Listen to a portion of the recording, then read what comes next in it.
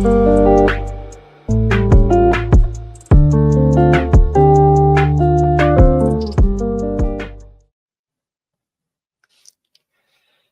สงค่าพี่น้องผู้ชมยินเสียงใต้ตีนับยำกูเจ้ากูป้าจามหลีกต่างสายลมอีกป้าดังขาวลุงแรงเปิงไหลมาโหบโทบโหบญาพี่น้องเอาขากวดแทงวันหนึ่งเขาย้อนหักตังหักแม่ตาตั้งนิมสาตังสมเสือมวลเปียวตีลูกตีเถาลาพระเป็นเจ้าเขาขามาแต่อยู่ในจุดอาสาของเขาขากว่าสิกรรมค่ะมีความถามข้อหนึ่งมีไว้จังหนังไหนครับตั้งอันเป็นก้นหลีค่ะนะเป็นก้นหลีแต่จ้าโตบ่ถึงที่สุดที่ก้อยเนี่ยยามเป็นก้นมึกก้นเรื่องอีดในจ่องมีนะ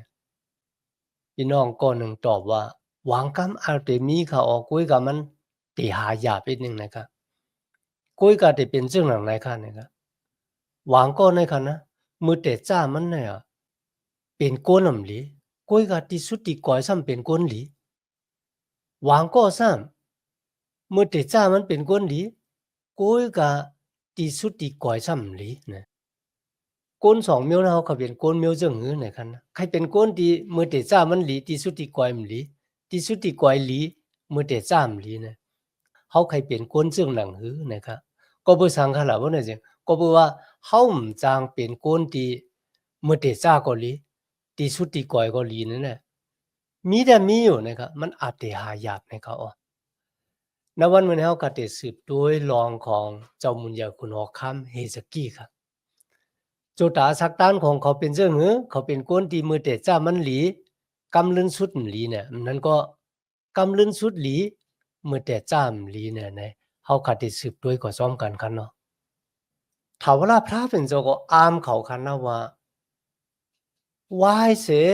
เจ้ามุญญาคุณหอคัมดาวิดเนี่ยมาได้เป็นคุณหอคัมปอดห้องปอดจานค่ะนะคุณหอคัมเฮซกี้เนี่ยเป็นคุณหอคัมปอดจานกับเวียงเยรูซาเล็มค่ะนะพระเป็นเจ้ามันว่ามีคุณหอคัมปาเหรอตีหลีเหมือนเจ้าหนังคุณหอคัมเฮซกี้อ่อนดังมันก็มีวายลื่นมันก็มีเนี่ยพระเป็นเจ้าเจ้าหนังนะก็บ่สังกัดนะก็บ่ว่ามันเฮ็ดจอมหนังคุณหอคัมดาวิดที่เป็นปู่หมอนมันค่ะนะมีอสักตันเหมือนเรื่องนั้นนะครับหรือเช่นนั้นก็กำจ้างซ้อมหนังปิงับตะลาพระเป็นเจ้าซ้อมหนังที่เขาคาไลหันครับเขาหากพระเป็นเจ้าอยู่เสกูยามพระเป็นเจ้าย่อก็ซื้อยอต่อพระเป็นเจ้าแต่ๆค่ะนะก็มันตั้งค่ะนะพระเป็นเจ้าก็เลยปั่นพรดีมังกราที่เขาบอกที่สองเขาเห็นหู้ตั้งอันตำจากเนื้อพระเป็นเจ้าเลยตั้งอันตำจากเนื้อโกนเนี่ยมันได้ปาดังป่นเพียนแต่แหละตั้งมันเคิงมาฮอดเปียวถึงจุดาสักตันตู่เจ้าเก่าเจ้าหนังที่นั่นเขาเลยเห็นหู้ว่าตั้งอันเขากอกเอาเงินเอาคำที่ย่องปีกมาเนี่ยก็กว่าสักกับคุณหอคำเมืองอาซีเรียค่ะนะกุ้ยก็วายลื่นมาคุณหอคำป้านั้นก็ยังตึกมัดตึกเขาทีนั้นค่ะเขาตั้มใจวางใจเนื้อพระเป็นเจ้ามีคนก็เลยจอยเขาเลยเงินคำของเขาก็จอยเขาเหมือนไรเนี่ยหรือเสียพระเป็นเจ้ากันนานก้วยเนี่ยในวันที่คุณหอคำสนาคลิปส่งวุ่นลาภาษาค่ารับสาแคกันนะมาถางเล็กหลูลายพระเป็นเจ้าลาที่คุณหอคำเฮซกี้ว่าอย่าไปให้พระที่มาตั้มใจวางใจนั่นน่ะหลอกเงินมามีคนมีพระที่ติดจอยมาป้วนเสียงเงือมือของคุณหอคำเมืองอาซิริยาไหลวายเสียนั้นก็ส่งลิกมาเฮซกี้ก็เอาเกณฑ์ลิกในคณะเขาก่อนนะจ้องปีกหมันเนี่ยก็สุดต้องเติ่งหาพระเป็นเจ้าลาดว่าพระเป็นเจ้าด้วยนี่กุนก็ไหนนะมันถังเล็กหลูหลายเจ้าแค่นดอเจ้าขามาจะจ่อยแถมเฮาคาสิกะปุ่นดาโกนดังกำผาโลกากูเจ้าคือได้เลยฮู้ว่ามีพระผู้เยาว์แม้และสูงสุดอยู่ป้าหนึ่งนั่นก็เป็นพระของคนมิวอิสราเอลเนี่ยพระเป็นเจ้าก็จากอิสยาห์มาลัดนี่มันว่าคุณหอคำป้าเนี่ยมันมาดังหลายมันก็ได้ขึ้นไหวปอกมือก็ขึ้นดังนั้นพี่น้องค่ะนั่นคือนั่นพระเป็นเจ้าฮัตตมานกลางเอามาแหมลูกซึกของสนาคริป 185,000เหงก็ตายเสียงๆพี่น้องค่ะทีนี้เขาเลยหันเกซูของพระเป็นเจ้าตั้งเหยื่อเมียของพระเป็นเจ้าว่าพระเป็นเจ้าป้านไหนนะมันจะเป็นเจ้าพระที่อุปเปิงจะแก้วเวลากำพาโลกามนุษย์สัตว์ว่าเครื่องเปิงการมีดังเสียงดังหลงแท้พี่น้องค่ะกูมิวอิสิล่ะคุณเมืองยูตาค่ะนะป้ากันยุกยองยองโยถาวราพระเป็นเจ้าเขาเลยหู้จักพระจัดพระมานพระที่สนาคีบทางเลขหลูหลายนั่นค่ะนะพี่น้องค่ะในวันเหมือนน่ะสนาคีบขึ้นไหวบอกมือขึ้นที่อัสซิริยะยอก็ลูกใจมัน2ก็แหมันตายในจองปีกมันหุ่นหางสร้างถูกของมันก็เพราะฉะนั้นเขาขาดที่เป็นลูกล่างตะเปพระเป็นเจ้าในกันนะเพราะว่าเขาขาดตั้มเจอวางเจอในพระเป็นเจ้าเนี่ยหรือเลยตั้มเจอวางเจอแต่มันจะว่าปมีตั้งหยาบผืดมากก็กองหลังเป็ดพระเป็นเจ้ายก็อากูปิญญาของดูเจ้าก็กว่าอากูก้นต่างก็เนี่ยมันน่ะมันจะจึงนั้นขนาดนะดีลาจึงไหนก็มันจะว่าพวกเขาอยู่มันดีกินวันเนี่ยอย่าไปกว่าจู้เสียโมยาเนี่ยมันจะจึงนั้นกูกะเขาค่ะมีตั้งอยู่มาติมันเขิงอยู่ว่าพระที่เขาคาเฮ็ดวัดกูกว่านั่นน่ะมันจะเป็นเจ้าพระที่อาสากลิบอยู่มันจะเป็นเจ้าพระที่ห้าเขามันจะเป็นเจ้าพระที่มีอรูปแผนการในจุดอาสาของเขาและมันจะเตอ่อนส่งในตั้งเขาค่ะอันนั้นมันจะลัดเลียนก็บ่สังค่ะก็เพื่อเขาคาเลยหันในจุดอาสาด้านของเจ้ามุนยาคุณเอาคำเฮสกี้บ้านไหนกำเนิดค่ะสืบด้วยค่ะเนาะว่าเสพระเป็นเจ้าปันดังเป็นแหน่งที่คุณเอาคำเฮสกี้ค่ะนะพระเป็นเจ้าก็ลัดที่มันว่าตั้งอันเฮาเฮาสูเป็นแหน่งเนื้อคุณเอาคำสนักคิดเมืองอาซิริยะเนี่ยก็เพื่อเขาถอกเลยหนามาชื่อเสียงเขาและถอกเลยดาวิดปูนดานนามาชื่อเสียงของพระเป็นเจ้าเนี่ยเต็มไล่ขามตั้งอันถังเลขรูหลายเนี่ยค่ะนะก็บอกว่าวนนาภาษาข้าเนี่ยมันลาดว่าขุนทางสร้างทูตเจ้าพระของโกนต่างเจ้าคือกูเจ้าคือเนี่ยมีพระป้าเลยขุนทางสร้างทูตคุณปีคุณสร้างป้าเลยจอยเหลือโกนเจ้าคือที่เฮ็ดวัดกูกว่ามันก็เป็นเรื่องไหนพระของคุณหอคำเฮสกี้เนี่ยอย่าให้มันแปดแหลนมันจอยเมื่อไรเนี่ยดีในพระเป็นเจ้าว่าถอกลุยนาเขาแล้วเขาจอยมาหรือเช่นนั้นก็ถอกลุยนาดาวิดก็บัวพระเป็นเจ้าปันกติเจ้าว่าที่คุณหอคำดาวิดว่าเจ้าเกศชอดอุนดาได้เกศชอดเราโกนโลกากามีดังเสียงดังหลงเนี่ยได้มาเกิดเนื้อจื้อหือเงินไขของเจ้ามุนยาคุณหอคำดาวิดในวันเมื่อนี้เขาคำมาถึง2คุณหอคำคานเศร้าเขาในข้อที่1ค่ะนะเมื่อนั่นนะครับคุณหอคำเฮสกี้เนี่ยอยู่ดีกินวันจำได้ตายเอาค่ะนะพระเป็นเจ้าก็เจ้าปลอแพทย์อิสายาเนี่ยมาจูมันในวางหอยาวลาดว่าพระเป็นเจ้าลัดจังหนังไหนเขามาจัดการสิ่งจริงวันเมืองของมาเขามันเย้าตูเสียขาดีๆงามๆค่ะนะพระดิติเป็นก็ที่มาปูตางเป็นคุณหอคำสืบกว่า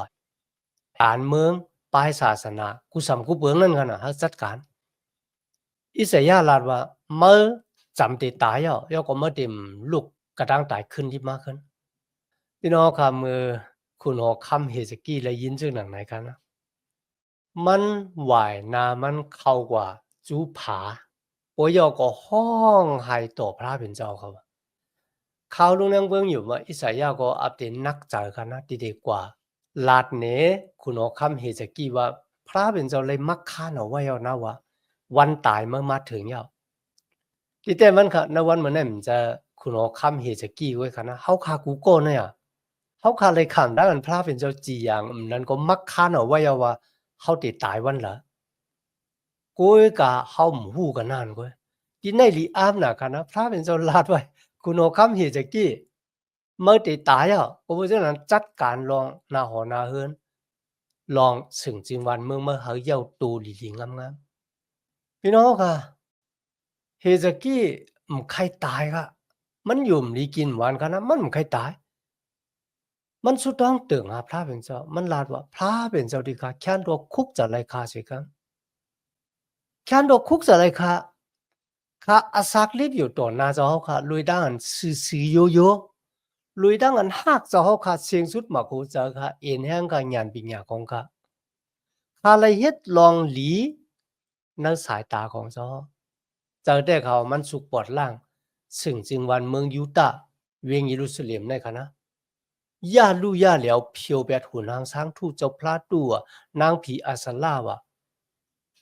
เข่งปลูกจอของพระต่างเจ้าคือเนี่ยมันเพียวแบบมดมันเหมือนเจอว่าสุกปอดล่างซึ่งจึงวันเมืองเขาหมดจังเขาซะเดี๋ยวก็ป้าเอาโกนหวานโกนเมืองกามีดังเสียงดังหนงเฮ็ดวาดพระเป็นเจ้าสู่เหลียวป้าเหลียวเจอค่ะมันเลยเฮ็ดการดีต่อหน้าพระเป็นเจ้าพอยอมันห้องให้ค่ะฮัลโหลพี่น้องเฮาค่ะลีค่ะมือมีดังตุกข้ายอก็กว่าหาหมอผีกว่าเฮ็ดหูนางช้างทู่ค่ะนะก้อยกะสุดต้องตึงหาพระเป็นเจ้าคุณโอคัมเฮสกี้อยู่มามีพระเป็นเจ้าก้อยขนาดเนาะติจอยเลยก็บ่จังนั้นเลยมันห้องให้ต่อพระเป็นเจ้าในขิงนั่นค่ะนะพระเป็นเจ้าลาติอิสายาก็บัวไว้เสลาเดียวอิสายาก็ออกวางหอกว่าเมื่อที่เขากว่าถึงจานวางหออยู่ในคณะพระเป็นเจ้าลาเฮาเมื่อขึ้นไหวปอกมือจูคุณโอคัมเฮสกี้เนาะอิสายาขึ้นมือลาดว่าคุณของโกนมิวอิเซลากนของเขาน่ะพระเป็นเจ้าพระอย่าเวพระของดาวิดปู่หมอนของเมื่อรัดจังหนังไหนเขาเลยยินความสุดตรงของมาเขาเลยหันน้ำตาของมาเขาตียาเมื่อหายในอัตวาง3 วันกันนานฮัลโหลพี่น้องเขาค่ะวายเสียเมื่อหายเมื่อเดี๋ยวเลยเขากว่าในเกี่ยงปีกหมานพระเป็นเจ้าเมื่ออิสายาลาดจังหนังไหนครับเฮสกี้ฮู้กำเหลียวครับว่าพระเป็นเจ้าหันน้ำตาของมันพระเป็นเจ้าเลยยินเสียงของมันในข้อที่6ครับอิสายาลาติมันว่าพระเป็นเจ้ามีอมิงว่ามันเจ้าเตปัญหามันมีอาศักยินยาวแทง15 ปีต่างเกจูพระเป็นเจ้ากันนะที่เขาเลยเกียดเคกังสึงจึงวันเมืองเนี่ยเขาป้นเสเงือมือของอาซิริยาในนะครับที่เขาเกียดเคกังไว้ก็ทอกเลยหนามากของเขาเลยทอกต่อหน้าเจ้ามุนยาคุณฮอกคัมดาวิด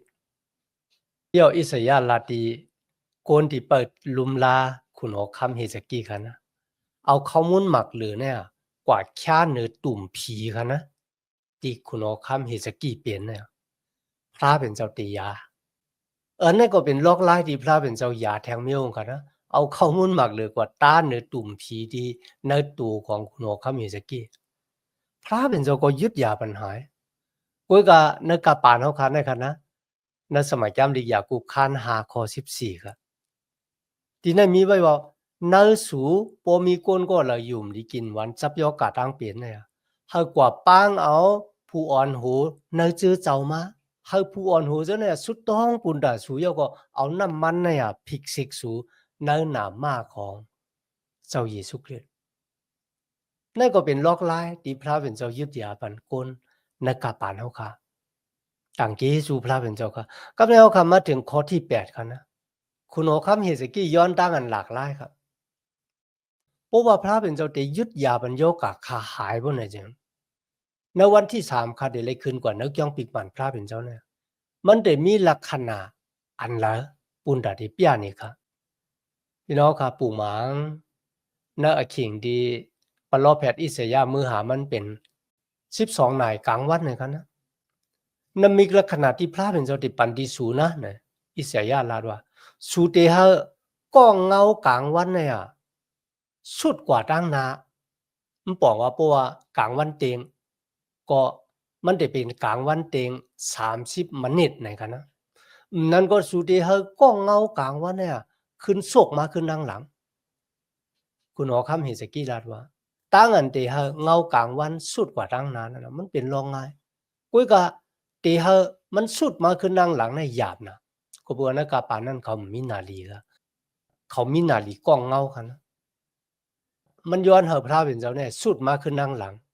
พี่น้องค่ะปู่หมาเนื้อขิงนั่นน่ะเป็นกลางวันเต็งดีๆนะครับนะพระเป็นเจ้าก็สุดมาขึ้นนั่งหลังมันบอกว่า11 นาย 30 มินิพระเป็นเจ้าเฮ็ดหนีจังหนังไหนแท้ๆค่ะนะพี่น้องค่ะอ่า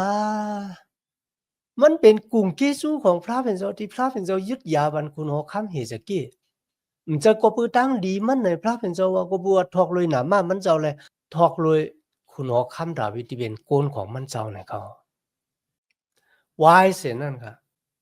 เมื่อเจ้3 วันค่ะนะโยกาเจ้ามุนยาคุณหอคำเฮสกี้หายมันก็คืนกว่านักย่องปิกมาในวันเหมือนนั้นค่ะเฮาค่ะที่เป็นลูกลังตะเปเจ้ามีโกนก็ล่ะค่ะติดตึกขาจับตั้งเป็นอยู่มลีกินวันค่ะนะก็ย้อนด้วยค่ะเนาะพระเป็นเจ้าจะว่าตียาจังหนังในกูก็ยก็เต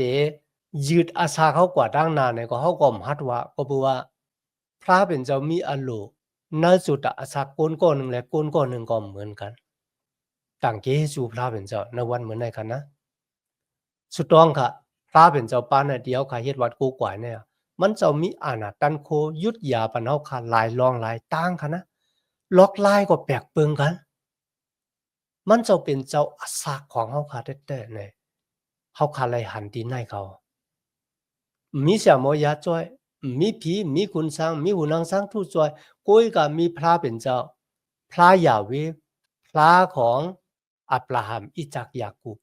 เป็นพระเป็นเจ้าสู่เหลียวป้าเหลียวและติอาศักลีบอยู่นิกจาเถาล่ะต่างเกจูมันเจ้านะวันเหมือนเฮาค่ะเป็นลูกล้างตะเปเจ้าเลยมีอาขว้างเข้ามาสุดต้องตึงหามันเจ้าตับลูกก็สุดต้องตึงหาคุณทรงคุณช้างคุณนางช้างทู่คุณผีอีสังจังไหนกันนะเฮาหลู่เยืองจอมหนังเจ้ามุนอยากคุณออคำเฮจะกี่ป้าในเขากำเนิดเขาขามาถึงตั้งเงือง่าของเจ้ามุนอยากคุณออคำเฮจะกี่มันเงือง่าจึงค่ะล่ะบ่ไหนจึงว่าเขาขาอ่านกว่าเนื้อร้องนั่นเดี๋ยวเฮ็ดเขาขามีตั้งเจอเรียกขอขมเด็ดมือมันอยู่มลีกินหวานค่ะนะคุณออคำเมืองป่าผู้หลุนเนี่ยส่งลีกมาถึงมันเหยาก็ส่งของผักหลักสองมาถึงมันโอ้ย่อมันป้าผู้ต่างตูที่เป็นหมู่มัดพ้องเมืองของคุณหอคำป่าผู้หลุนในกันนะเข้ากว่าตัวบ่ได้เป็นเงินคำที่ปู่หมอนมันโซลมุนเลยซิมเอาไว้เจ้าในกันนะกว่าป้าในหมู่มัดพ้องเมืองของเวียงป่าผู้หลุนดังเสียงอันไหนเป็นเงินค่ะอันไหนเป็นคำค่ะอันไหนเนื้อหางเนื้อหอค่ะหลักหนักอีหยังอีหยังจังได๋มันกว่าป้านี่เสียงๆค่ะพี่น้อง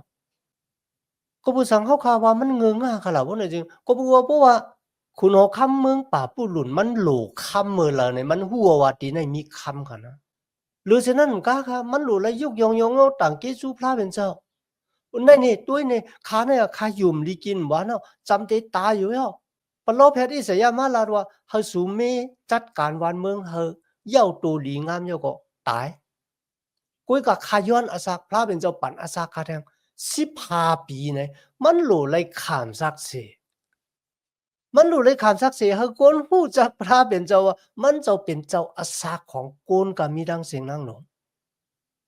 กุยก็มันน่ะมันซะมันซ้ำกว่าเปียนี่เงินคำผ่านดายตนาที่ปู่หมอนมันโซโลมอนคุณเอาคำดาวิดเก็บหอมมาไว้เก็บซีมาไว้อาโลพี่น้องเฮาค่ะ พระเป็นเจ้าอิสยาห์เขามาหามันค่ะวายเสียนั่นค่ะนะอิสยาห์ถามคุณโอคัมฮิซกี้ว่าเขาเลยหันนิสังลายๆเนื้อหางเนื้อหัวจะเฮาไหนเนี่ยอาโลมวยกามีเนาะปิจิอุกจะพันดายตนากามีเนี่ยขับยานี่เขาเชิงๆอ่ะบ่พี่น้องเฮาค่ะอิสยาห์ขึ้นลาดีคุณโอคัมฮิซกี้พระเป็นเจ้าลาดว่ากูสำกูเปิงที่อยู่เนื้อหางเนื้อหัวของมึงเนี่ยตั้งอันปู่หมอนมึงเลยซิมไว้หอมไว้ตีเลยขานตั้งอันซิมเอากว่าตีเวงป่าบุรุนเต็มมีกึดมีแก่นเสียอีกไหนกันนะสองคุณออกคำคานเช้าขอ17เขาพี่น้องค่ะอันไหนมันเป็นตั้งเงืองมันเลยขามศักดิ์สิทธิ์ตั้งอันพระเป็นเจ้ายึดยาปันมันเป็นอขว้างไอเยอันหลีแต่ว่าตีเตเอาลองหมันแมนซีซาตั้งหักและพุงดันคูของพระเป็นเจ้าลัดในพีแมงเปิ้นสัมมาสัมบัลลัมกว่าป้านี่เปิ้นว่าเฮามีสังเนี่ยปโลแพทย์อิสยาห์ลาดว่าติซิมเอาพันดายตนากามีกว่าดังเสียงกวยมันก็เตเอาลูกของสูเนี่ยกว่าเป็นกวนเจ้า เนื้อหางเนื้อหัวของคุณหัวคำเมืองป่าพูดหลุนเนื้อข้อที่19ค่ะนะเฮจะกี้ขึ้นตอบอิสยาห์ว่าจังค่ะมันจะมักคานไว้จังไหนก็ดีอ่ะเพราะว่าเนื้อกาปานที่เขาอาศักลิบอยู่เนี่ยมีทั้งป่นเพอันเดแหละและอยู่ลีกินวันก็ยินจำสาก็โปยอ่ะอ้าพี่น้องเขาค่ะมันนำเลยวนถึงอนาคตลูกหลานของมันว่าติตายติลิบจึงหนังติตุกฆ่าขานใจจึงหนังติแต่มันเมืองเลยยินความขอในคณะมันหลุเลยคูบเข่าลงโยก็ย้อนหนองตาตังพิษย้อนหาพระเป็นเจ้าคว้างหลอดปั่นบูดาเปดมันคุยกับมันลัดว่าเพราะว่าลองดังซื้อเลยนะว่าได้เป็นลองดังเด็ดซิมาเงินคำผ่านดายตนากว่าเมืองป่าผู้หลุนเด็ดที่ยอบเอาลูกของมันเนี่ยกว่าเป็นก้นเจ้าเนื้อหางเนื้อหัวป่าผู้หลุนป้มปอเป็นมันเนื้อกาปันมันก็โป้ยเอาเนี่ยฮัลโหลพี่น้องเขาค่ะเป็นทางเมืองง่าได้ว่ากันนะณวันนี้นะคะเขาคัดที่เป็นลูกล่างตะเป้พระเป็นเจ้าเพราะเขาอยู่ลีกินหวานว่าเสียเขาอยู่ลีกินหวานมากเปิ้นดังก็มาจ้าเขาเนี่ยเขาได้กว่าอ้ามพะแล้วค่ะข้าเคยปันอินปันให้เขาว่าเขาค่ะอ้ามพระเป็นเจ้าเขาค่ะต่างกี้สู้พระเป็นเจ้าที่มันเจ้าปันเขาค่ะมีอาศักลิบที่มีตั้งอยู่ลีกินหวานก็เย็นข้ามสากูวันในค่ะนะมันเป็นของผักลักสองที่ลูกที่พระเป็นเจ้ามาเป็นของผักลักสองที่มีกายคันลงสูงเพียดกาขันมันนำไรหรือเช่นนั้นก็เขาค่ะหลุดสุดต้องว่าย้อนเฮาจะเขาจะตื้อสูงตื้อสุดตาสักของค่ะที่มีอาศักลิบอยู่ในวันเหมือนเนี่ยเขาขึ้นเป็นของผักลักสองปันเจ้าสีกัมเขาค่ะหลุดไรหมออาศักลิบอยู่ปุ่นตาพระเป็นเจ้าเจ้าหนังไหนเขาพี่น้องค่ะไหว้เส้นนั้นเจ้ามุนอยากคุณว่าคำเฮสกี้เนี่ยมีหูเจอตีเต็มเลยป้าดังเจอมาหน้าแผ่นสูงครับมันบอกว่ามันถอดมาความพระเป็นเจ้าพี่น้องก็อ่านด้วยนะ2ลาสว่างชุกข้าน32ข้อ25 2ลาสว่างชุกข้าน32ข้อ25คุกจะอะไรกลุ่มกี้จู้ของพระเป็นเจ้ามีอาศักลิบอยู่ในตั้งเงิงกำได้ซ้ำมาเป็นก้นที่มีเจ้าหมาหน้าแผ่นสูงต่อพระเป็นเจ้าแทงค่ะพี่น้องค่ะที่หันว่าวายเสียนั่นนะในข่าวดัง15 ปีที่พระเป็นเจ้าเขามันมีอาศักลิบอยู่นะมีตั้งอยู่เสกูยำพระเป็นเจ้าเนอขิงในค่ะนะมันมีลูกใจแทงก้นหนึ่งมีชื่อว่ามันนาเสอาลูพี่น้องเขาค่ะข้าอยู่ว่ามันนาเสเนี่ยติดเลยตุ้ยหันปุ่งหางตั้งกำตั้งแจ้งของเฮสกี้ค่ะนะเขาคาติเลยสืบเห็นหู้รองของมันนาเสลูกใจของคุณโอคัมเฮสกี้เป็นคุณโอคัมที่เมือกที่เลื่องที่สุดค่ะนะพี่น้องค่ะวางกำตั้งอันคุณโอคัมเฮสกี้ตายเนื้ออขิงนั่นน่ะมันหลีเสตั้งอันเขามีอาศักลิบมาแทง15 ปีก็บอกว่าเนื้อตั้งอันมีอาศักลิบมาแทง15 ปีเนี่ยเขาไม่ได้มีอาศักลิบอยู่ปุ่นตาพระเป็นเจ้าจอมหนังที่เขาคาเลยถ่อมได้ยินความลาดของเขานะเพราะว่าลองดังที่ปอเป็นมามันปอเป็นมานะจูปานคาเขาโป้อะ